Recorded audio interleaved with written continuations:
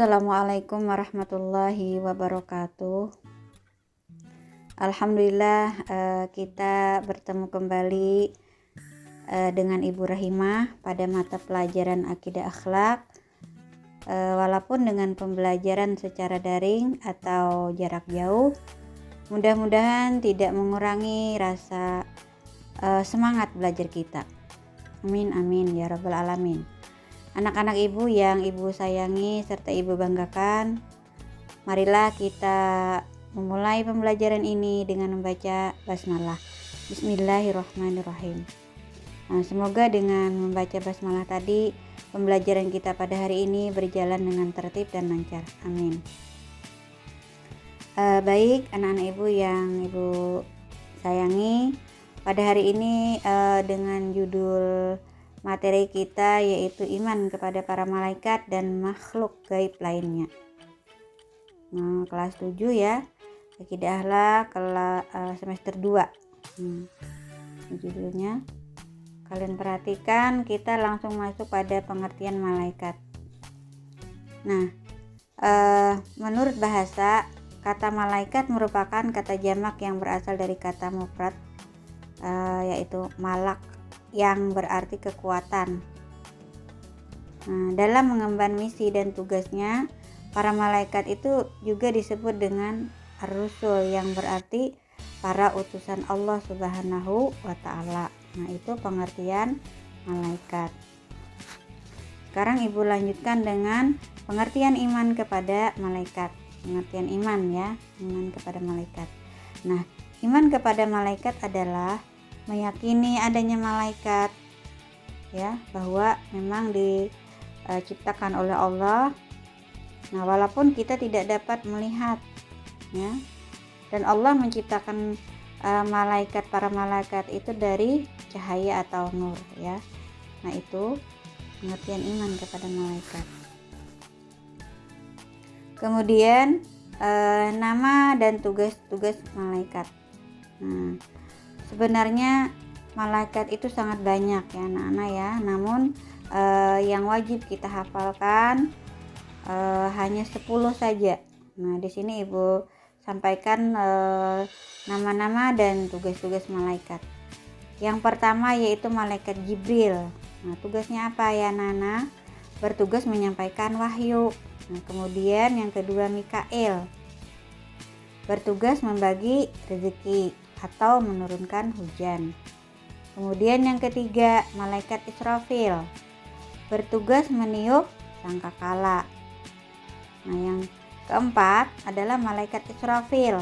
Nah, tugasnya apa? Bertugas mencabut. Malaikat Izrail, yaitu bertugas mencabut nyawa. Kemudian yang berikutnya malaikat Munkar dan Nakir, bertugas memeriksa amal manusia dari alam barzah. Yang berikutnya malaikat Rakif dan Atid, bertugas mencatat amal baik dan buruk manusia. Yang berikutnya malaikat Malik, bertugas menjaga pintu neraka. Yang terakhir malaikat Ridwan, bertugas menjaga pintu surga. Nah, itu 10 nama-nama dan tugas malaikat. Ini wajib kalian hafalkan ya. Berikutnya sifat-sifat malaikat. Nah, 1. Selalu bertasbih siang dan malam, tidak pernah berhenti. Nah, itu malaikat ya, beda ya dengan kita. Kemudian 2. Tidak punya hawa nafsu. Nah, jadi malaikat itu tidak punya hawa nafsu seperti kita. Yang ketiga selalu takut dan taat kepada Allah Subhanahu wa ta'ala. Jadi malaikat selalu taat ya. Kemudian yang keempat tidak pernah maksiat. Nah, malaikat tidak pernah berbuat maksiat. Kalau kita kadang-kadang berbuat maksiat ya. Yang kelima mempunyai sifat malu ya. Kemudian yang keenam, malaikat itu bisa terganggu dengan bau tidak sedap. Nah, jadi malaikat itu tidak suka dengan bau-bau busuk ya. Dan malaikat juga tidak merasa terganggu dengan binatang anjing, kemudian berupa patung juga. Kemudian yang ketujuh tidak makan dan minum ya. Jadi malaikat itu tidak pernah lapar, tidak pernah haus ya. Kemudian yang kedelapan, mampu mengubah wujudnya. Jadi malaikat itu bisa berubah-ubah wujudnya, menyerupai seperti apa gitu. Jadi bisa berubah-ubah. Yang kesembilan, memiliki kekuatan luar biasa dan kecepatan seperti cahaya. Jadi luar biasa ya, mempunyai kekuatan. Itu sifat-sifat malaikat. Nah, kemudian Ibu jelaskan yang berikutnya, makhluk gaib selain malaikat. Nah, ada yang tahu ya, makhluk gaib selain malaikat yaitu jin, kemudian iblis dan setan. Nah, pengertian jin, iblis dan setan. Nah, kata jin berasal dari bahasa Arab, artinya menutupi atau merahasiakan. Yang dimaksudkan adalah bahwa jin itu tertutup dari panca indera. Jadi jin adalah makhluk halus yang tidak dapat dilihat. Ia diciptakan dari api. Dan yang berikutnya, adapun kata iblis berasal dari bahasa Arab yaitu iblas, artinya putus asa. Nah, maksudnya putus asa dari rahmat atau kasih sayang Allah. Nah, yang berikutnya, sedangkan kata setan berasal dari bahasa Arab yaitu syana, yang artinya jauh. Maksudnya adalah setan itu sangat jauh dari kebaikan dan sangat dekat dengan keburukan dan kejahatan. Jadi iblis dan setan adalah makhluk halus dari golongan jin. Nah, dan yang berikutnya, sifat-sifat dan perilaku jin, iblis dan setan. Sifat-sifat jin, satu, tidak dapat dilihat oleh indera manusia, jadi kita tidak bisa melihat ya.